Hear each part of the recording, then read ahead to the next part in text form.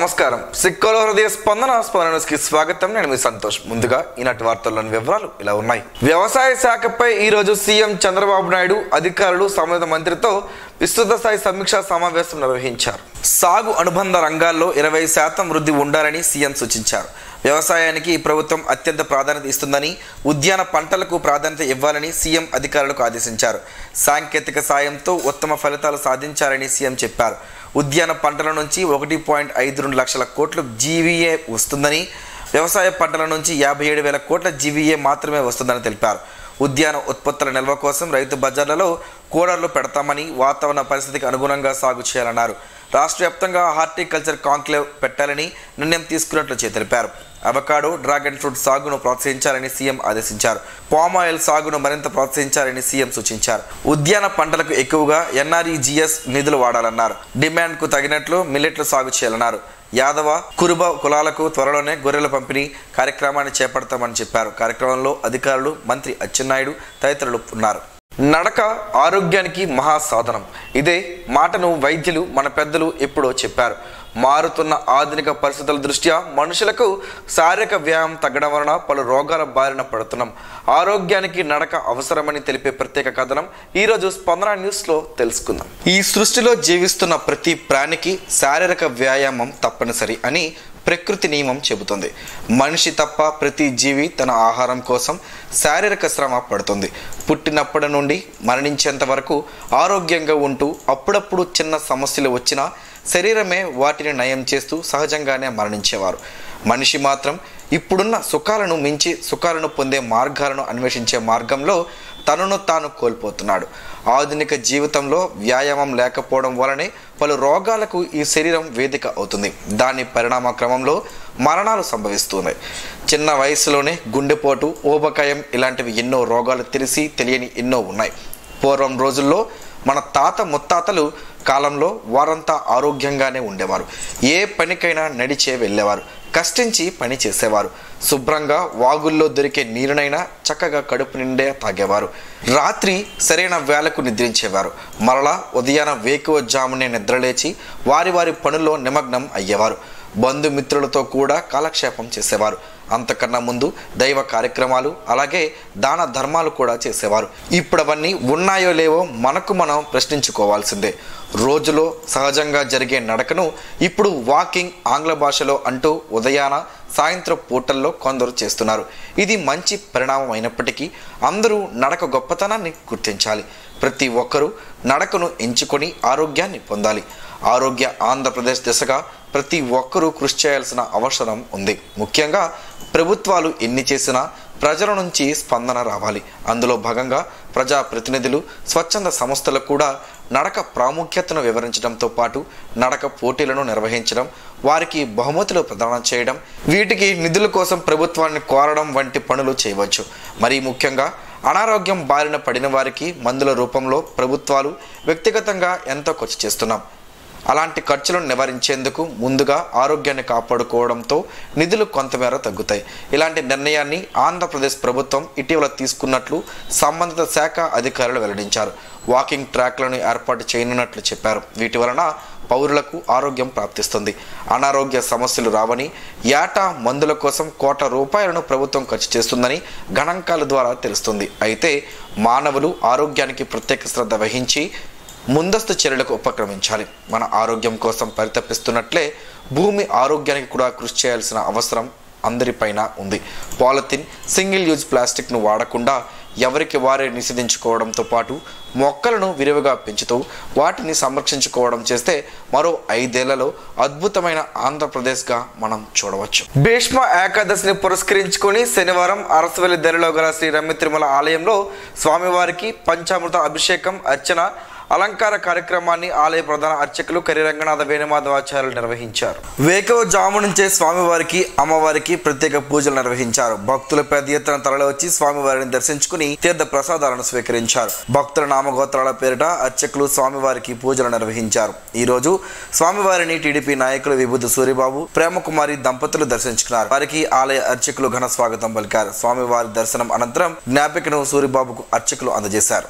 నగరంలోని స్థానిక డీసీసీబీ కాలనీలో ప్రభుత్వ స్థలాన్ని ఆక్రమించుకునేందుకు కొందరు వ్యక్తులు ప్రయత్నించగా స్థానికులు అడ్డుకున్నారు. స్థానికులు అక్కడికి చేరుకుని ఇది ప్రభుత్వం భూమి అని, మాస్టర్ ప్లాన్ లో 80 అడుగుల రోడ్డుగా ఉందని, ఈ రోడ్డు స్థలంలో నిర్మాణాలు చేపట్టవద్దని వారిని అడ్డుకోవడంతో కాసేపు వాగ్వాదం చెలరేగింది. పనులు చేసేందుకు వీరలేదంటూ స్థానికులు జేసీబీని అడ్డుకున్నారు. స్థానిక నాయకులు బిర్లంకి రామ్మోహన్ రావు స్పందించి శ్రీకాకుళం ఎమ్మెల్యే గుండు శంకర్, కమిషనర్ ప్రసాద్, చాపురం 2 సచివాలయం సిబ్బందికి సమాచారం ఇవ్వగా వారు వెంటనే స్పందించి పోలీసులను, సచివాలయం, మున్సిపల్ సిబ్బందిని ఘటనా స్థలం వద్దకు పంపించారు. వారు ఇరు వర్గాలతో చర్చించి కాస్త సమయం ఇవ్వాలని, ధ్రువపత్రాలను పరిశీలించి సమస్య పరిష్కరిస్తామని చెప్పడంతో ఇరు వర్గాల వారు వెనక్కి తిరిగారు. 1988లో ఉన్న మాస్టర్ ప్లాన్లో ఇది 80 అడుగుల రోడ్డుగా ఉన్నప్పటికీ 2006లో కర్రీ మోహన్ రావు నుంచి తాము గిఫ్ట్ డీడ్ రూపంలో కొనుగోలు చేశామని నిర్మాణానికి వచ్చిన వారు తెలిపారు. మాస్టర్ ప్లాన్లో 80 అడుగుల రోడ్డు ఉన్నప్పటికీ సదరు భూ యజమానికి రోడ్డు నిర్మాణంలో ఎటువంటి పరిహారం చెల్లించుకుంటే తిరిగి ఆ భూమి యజమానికే చెందుతుందని, ఆ లెక్కన ఈ భూమి రివైజ్డ్ అయ్యిందని వారు చెబుతున్నారు.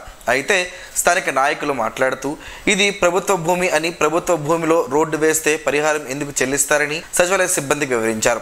కొన్ని నకిలీ సర్టిఫికేట్లను సృష్టించి ప్రభుత్వ స్థలాన్ని కబ్జా చేయాలని చూస్తున్నారని కాలనీ వాసులు సచివాలయ మున్సిపల్ సిబ్బందికి వివరించారు. ప్రతి చిన్న పనికి కూడా పాలిథిన్, ప్లాస్టిక్ వంటి వాటిని వాడడం వలన పర్యావరణానికి ఎంతో హాని జరుగుతుంది. పశు పక్షాదులకు ఇబ్బందులు కలగడమే కాకుండా మానవాళికి కూడా కొత్త రోగాలు వస్తున్నాయి. పర్యావరణానికి హాని చేసే పాలిథిన్ కవర్లను దూరం చేసి మహాయజ్ఞంలో ప్రతి ఒక్కరూ భాగస్వాములు అవ్వాలి. మానవాళికి పెను ప్రమాదంగా తన ఉనికిని చాటుకుంటున్న పాలిథిన్, ప్లాస్టిక్ వంటి ఉత్పత్తులు వాటి రూపాలను ఎప్పటికప్పుడు దర్శనమిస్తూనే ఉంది. అధికారులు, మేధావులు పాలిథిన్, ప్లాస్టిక్ ఉత్పత్తులు వాడొద్దని ఎన్ని రకాల నిర్బంధనలు, ఆజ్ఞలు, ప్రచారాలు, అవగాహనలు కల్పించినప్పటికీ అవేవి పాలిథిన్ వాడకాన్ని ఆపే ప్రయత్నం చేయలేకపోతున్నాయి. ఈ ప్లాస్టిక్ ఉత్పత్తుల వలన మూగజీవాలు వాటిని తిని మృత్యువాత పడుతున్నాయి. ఒక్కసారి వాడి పారేసిన పాలిథిన్ కవర్లతో పెను ప్రమాదం ఉందని ఎందరూ చెబుతున్నప్పటికీ వాడేవారు వాడుతున్నారు, అమ్మేవారు అమ్ముతున్నారు. ఇలా ఏ ఒక్కరిలోనూ మార్పు కనిపించడం లేదు. ఏ ఒక్కరో అంటే వాడుతున్నారు వారి గురించి అంటున్న వ్యాఖ్యలు ఇవి. ఇప్పటికే చాలామంది పర్యావరణాన్ని రక్షించేందుకు ప్రయత్నాలు ముమ్మరం చేశారు. వారు వాడకుండా వాడొద్దంటూ చిత్తశుద్ధితో ప్రచారం చేస్తున్నారు. పాలిథిన్ కవర్లు వాడేవారిలో విద్యార్థికులు ఎక్కువగా ఉండడం బాధించే విషయం. ప్లాస్టిక్ భూతంతో ప్రమాదం ఉందని ఎంత చెబుతున్నప్పటికీ నిర్లక్ష్యపు వాడకాలను వేయడం లేదు. వాడి పారేసిన పాలిథిన్కు బదులు గుడ్డ సంచులను వాడుకుంటే పర్యావరణానికి ఎంతో మేలు చేకూరుతుంది. ఇలా ఎన్నో మార్గాలు ఉన్నాయి. వాడకూడదనుకున్న వారికి ఎన్నో ఆలోచనలు కూడా వస్తుంటాయి. బజారుకు వెళ్ళినప్పుడు ఓ గుడ్డ సంచితో వెళితే పాలిథిన్ కవర్ అవసరం రాదు. వాటికి జోలికి వెళ్లాల్సిన పని కూడా లేదు. వాడకం అనేది అందరూ మానేయాలని, కానీ ఒక్కొక్కరి నుంచే ఈ ప్రయత్నం ఆరంభం కావాలి. మాంసం దుకాణానికి వెళ్ళినప్పుడు, టిఫిన్ కొట్టుకు వెళ్ళినప్పుడు చేదస్తం అనుకోకుండా ఓ స్టీల్ బాక్స్ను పట్టుకుని వెళితే చాలా సమస్యలకు పరిష్కారం దొరికినట్టే. మనమే ప్రభుత్వం అన్న ఆలోచన ప్రతి ఒక్కరిలో రావాలి. చెరువుల్లో పాలిథిన్, నదుల్లో, సముద్రంలో కూడా ప్లాస్టిక్ భూతం తన హవాను కొనసాగిస్తుంటే ఎంతో మేధావి అనుకుంటున్న మానవుడు ప్లాస్టిక్ వాడకాన్ని ఆపలేని బానిసగా తయారయ్యాడు. ఈ బానిస వలన సమస్త జీవరాశులకు కూడా ఇబ్బందులు కలగమనవు. అందుకే ఆలోచన చేయగలిగిన మనిషి ఒక్కసారి ఆలోచన చేసి ఈ ప్లాస్టిక్ కవర్ల వాడకాన్ని ఆపేద్దామంటూ ప్రతినబూనుదాం. ఎక్కడో తయారైతే ఇక్కడికి వస్తున్నాయి. మనం వాడడం మానేస్తే తయారీ దానంతటా అది ఆగిపోతుంది. మనకు కావాల్సిన ప్రకృతికి అనుకూలమైన విధానాలను పారిశ్రామికవేత్తలు, మేధావులు తయారు చేయడం ఆరంభిస్తారు. మనం చేయాల్సిందల్లా ఈ ప్లాస్టిక్ భూతాన్ని తరిమి కొట్టేలా ఓ చిన్న ప్రయత్నంతో పాటు ప్రచారం రెండూ చేస్తూ మన బాధ్యతగా ముందుగా మనమే మానేద్దామని ప్రతిజ్ఞ చేయాల్సిన అత్యవసరం ఇప్పుడు అందరి ముందు ఉంది. ఏది ఏమైనప్పటికీ ప్రభుత్వం సింగిల్ యూజ్ ప్లాస్టిక్పై, వాటి ఉత్పత్తి కేంద్రాలపై కూడా నిషేధం చేయడం శుభపరిణామమైనప్పటికీ ఇంకా విచ్చలవిడిగా పాలిథిన్ కవర్లు కనబడడం బాధాకరం. విద్యార్థులకు వెంటనే ఫీజు రియంబర్స్మెంట్ ఇవ్వాలని కోరుతూ ఫీజు పోరు కార్యక్రమాన్ని మార్చి 12వ తేదీన నిర్వహించనున్నట్లు మాజీ డిప్యూటీ సీఎం వైఎస్ఆర్సీపీ జిల్లా అధ్యక్షులు ధర్మాన కృష్ణదాస్ తెలిపారు. రాష్ట్రంలోని మెజారిటీ జిల్లాల్లో ఎమ్మెల్సీ ఎన్నికల కోడ్ అమలులో ఉన్న నేపథ్యంలో ఈ నిర్ణయం తీసుకున్నట్లు ధర్మాన కృష్ణదాస్ ఒక ప్రకటనలో తెలిపారు. ఎన్నికల కోడ్ అమలులో ఉన్నందున మా ఫీజు పోరు కార్యక్రమానికి అనుమతి ఇవ్వాలని కోరినా ఎన్నికల సంఘం నుంచి ఎలాంటి స్పందన రాలేదని, దీంతో ఆ ఎన్నికల ప్రక్రియ ముగిసిన తర్వాత మార్చి 12వ తేదీన ఫీజు పోరు నిర్ణయించాలని నిర్ణయించినట్లు ఆయన తెలిపారు. జిల్లా పార్టీ శ్రేణులు ఈ విషయాన్ని గమనించాలని, మార్చి 12వ తేదీ పోరుబాటుకు సిద్ధంగా ఉండాలని పిలుపునిచ్చారు. నగరంలోని స్థానిక గుజరాతీపేట రామప్పడు దిబ్బ అంగన్వాడీ కేంద్రంలో ఈరోజు గ్రీన్ కలర్స్ డే అంగన్వాడీ టీచర్లు ఘనంగా నిర్వహించారు. ఈ కార్యక్రమంలో భాగంగా అంగన్వాడీ టీచర్లకు పిల్లలకు ఆకుపచ్చని వస్తువులు, మొక్కలు, గడ్డి తదితర ఆకుపచ్చని రంగుకు సంబంధించిన వస్తువులు గూర్చి వివరించారు. కార్యక్రమంలో అంగన్వాడీ కార్యకర్తలు ఎం అరుణకుమారి, దమయంతి, పిల్లల తల్లిదండ్రులు ఉన్నారు. బీజేపీ శ్రీకాకుళం జిల్లా అధ్యక్షునిగా ఇటీవల ఏకగ్రీవంగా ఎన్నికైన సిరిపురం తేజేశ్వరరావు ఈరోజు ఏకాదశి సందర్భంగా శ్రీకాకుళం జిల్లా కేంద్రంలోని 80 ఫీట్ రోడ్లో గల ఒక ప్రైవేట్ ఫంక్షన్ హాల్లో జిల్లా కోర్ కమిటీ సభ్యుల సమక్షంలో మినిట్స్ బుక్ లో సంతకం చేసి పదవి బాధ్యతలను స్వీకరించారు. తాజా మాజీ అధ్యక్షులు బిర్లంగి ఉమామహేశ్వరరావు బాధ్యతలను అప్పగించారు. ఈ సందర్భంగా జిల్లా అధ్యక్షుడు మాట్లాడుతూ జిల్లాలో పార్టీని బలోపేతం చేసేందుకు అందరితో కలిసి పనిచేస్తానని, పార్టీ సూచించిన కార్యక్రమాలను అందరూ కలిసి విజయవంతం చేద్దామని పిలుపునిచ్చారు. ఈ కార్యక్రమంలో బీజేపీ రాష్ట్ర కార్యవర్గ సభ్యులు సవాన ఉమామహేశ్వరి, ఎంబీజీ నాయుడు, జాతీయ కౌన్సిల్ సభ్యులు చల్లా వెంకటేశ్వరరావు, జిల్లా ప్రధాన కార్యదర్శులు సలాన రాఘవరావు, చింతపల్లి దుర్గారావు గాంధీ, పాలవలస వైకుంఠరావు తదితరులు పాల్గొన్నారు.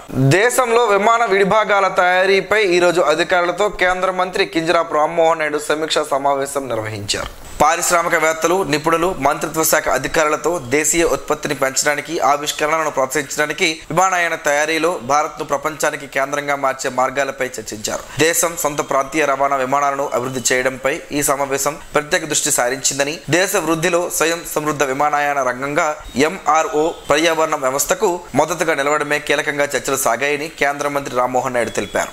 Vizianagaram zone 1 deputy CTM B Appalanaidu Srikakulam cargo కార్యాలయాన్ని శుక్రవారం సాయంత్రం సందర్శించారు. ఈ సందర్భంగా ఆయన కార్గో సిబ్బందికి, హమాలీలకు పలు సూచనలు చేశారు. వినియోగదారులు క్యూఆర్ కోడ్ ద్వారా కూడా బుకింగ్స్ చేసుకోవచ్చునని తెలిపారు. అలాగే వాట్సాప్ ద్వారా కూడా టికెట్స్ బుక్ చేసుకోవచ్చని తెలిపారు. డోర్ డెలివరీతో సరుకులను కస్టమర్ల ఇంటికి నేరుగా డెలివరీ చేస్తామని తెలిపారు. ఈ కార్యక్రమంలో R V Rao, STI, Ijaz, marketing executive సిబ్బంది పాల్గొన్నారు. అధిక వడ్డీ రేట్లతో తీవ్ర ఒత్తిడిని ఎదుర్కొంటున్న రుణగ్రహీతలకు ఆర్బీఐ స్వల్ప ఊరట కల్పించింది. 5 ఏళ్లలో తొలిసారి కీలక వడ్డీ రేటును 0.5% తగ్గించింది. 3 రోజుల పాటు సాగిన ఆర్బీఐ మానిటరీ పాలసీ కమిటీ శుక్రవారం ముగిసింది. గత ఏడాది డిసెంబర్లో రిజర్వ్ బ్యాంక్ ఆఫ్ ఇండియా నూతన గవర్నర్గా బాధ్యతలు చేపట్టిన సంజర్ మల్హోత్రా ఆధ్వర్యంలో జరిగిన ద్రవ్య పరపతి విధాన సమీక్షలో రెపో రేటును 25 బేసిస్ పాయింట్లు తగ్గించి 6.25%గా ప్రకటించారు. చివరిసారిగా 2020 మేలో ఆర్బీఐ వడ్డీ రేట్లను తగ్గించింది. ఆ తర్వాత క్రమంగా 2.50% మేర పెంచి 6.5%కి చేర్చింది. గడిచిన 2 ఏళ్ల నుంచి లేదా వరుసగా 11 ఎంపీసీ భేటీల్లోనూ యథాతథంగా ప్రకటించింది. పెరిగిన వడ్డీ రేట్లతో రుణగ్రహీతలపై తీవ్ర భారం పడుతుంది. అధిక వడ్డీ రేట్లు, జీఎస్టీ పన్నులు, ఆదాయపు పన్నులు, హెచ్చు ధరల భారాలతో ప్రజల కొనుగోలు శక్తి హరించుకుపోయింది. దీంతో మార్కెట్లో వినియం పడిపోవడంతో కార్పొరేట్ల ఆదాయాలపై తీవ్ర ప్రభావం పడింది. ఈ నేపథ్యంలోనే పారిశ్రామిక వర్గాల అభివృద్ధిపై ప్రభుత్వంపై తెచ్చిన ఒత్తిడితోనే ఇటీవల ఆదాయ పన్ను పరిమితిని 12 లక్షలకు పెంచినట్లు రిపోర్టులు వచ్చాయి. తాజాగా వడ్డీ రేట్లను తగ్గించడం ద్వారా మార్కెట్లో నగదు ప్రవాహం పెరిగి సరుకులకు, రుణాలకు డిమాండ్ పెరుగుతుందని ప్రభుత్వ వర్గాలు ఆశతో ఉన్నాయి. ఆర్బీఐ తాజా ఎంపీసీ భేటీలో రెపో రేటును 0.25% మేర తగ్గించినట్లు మీడియాతో గవర్నర్ సంజర్ మల్హోత్రా తెలిపారు. దీంతో రెపో రేటు 6.50% నుంచి 6.25%కి తగ్గనుందన్నారు. భీష్మ ఏకాదశి పర్వదినం సందర్భంగా అమ్మవారికి ఆలయ ప్రధాన అర్చకులు కిరణ్ కుమార్ శర్మ సుప్రభాత సేవ, క్షీరాభిషేకం, ప్రత్యేక పూజలు నిర్వహించారు. శ్రీ రమా సహిత వీర వెంకట సత్యనారాయణ స్వామివారి వ్రతం, చండీ పారాయణం, సూర్య నమస్కారాలు, 13 పట్టు చీరలతో చండీ హోమం నిర్వహించారు. శ్రీ సంతోషిమాత అమ్మవారి, లక్ష్మీ గణపతి సకల దేవత పరివార దేవత హోమం, పునః పూజలు చేశారు. పెద్ద ఎత్తున భక్తులు అమ్మవారిని దర్శించుకుని తీర్థ ప్రసాదాలను స్వీకరించారు. వేప, పసుపు ఈ రెండింటికి మన దేశంలో ప్రత్యేక స్థానం ఉంది. ఈ రెండింటిని శతాబ్దాలుగా ఆయుర్వేదంలో వినియోగిస్తున్నారు. ప్రతి ఇంటిలో అందుబాటులో ఉండే ఈ ప్రకృతి ఔషధాలు ఆరోగ్యానికి ఎంతో మేలు చేస్తాయని ఆయుర్వేద నిపుణులు చెబుతున్నారు. ఆ వివరాలేంటో ఈరోజు ప్రసారమయ్యే ఆరోగ్యమే మహాభాగ్యంలో తెలుసుకుందాం.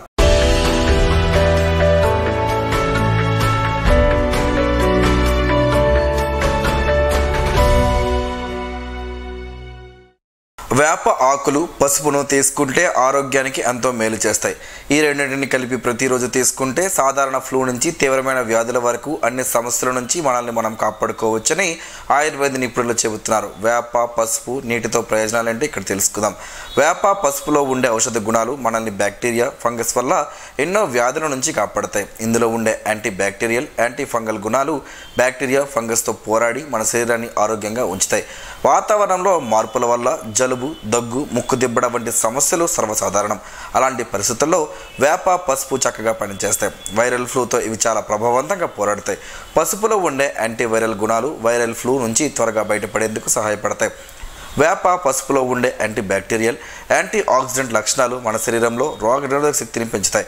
ఈ రెండు పదార్థాలను కలిపి తీసుకోవడం ద్వారా మన శరీరంలోని రోగ నిరోధక వ్యవస్థ బలోపేతం అవుతుంది. వేప పసుపు తీసుకోవడం వల్ల చర్మంలోని మృత కణాలు తగ్గుతాయి. అంతేకాకుండా శరీరాన్ని డీటాక్సిఫై చేయడం ద్వారా మన బాడీలోని మలినాలను బయటకు తొలగిస్తాయి. దీనివల్ల ఆరోగ్యంతో పాటు చర్మం కూడా అందంగా తయారవుతుంది. చర్మం బిగుతుగా మారడం వల్ల మరింత యవ్వనంగా కనిపిస్తాయి.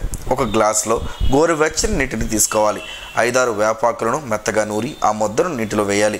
ఆ తర్వాత చిటికెడు పసుపు కూడా కలుపుకోవాలి. ఈ మిశ్రమాన్ని బాగా కలిపి ప్రతిరోజు ఉదయం ఖాళీ కడుపుతో తాగాలి. ఇలా చేస్తే కొన్ని రోజుల్లోనే మీ శరీరంలో మార్పులు కనిపిస్తాయి. అనారోగ్య సమస్యలు తగ్గడంతో పాటు చర్మం కాంతివంతం అవుతుందని ఆయుర్వేద నిపుణులు చెబుతున్నారు.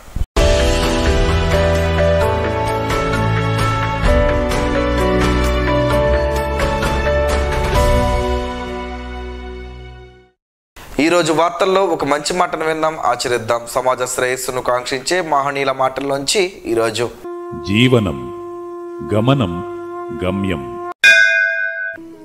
ఋషి చింతన.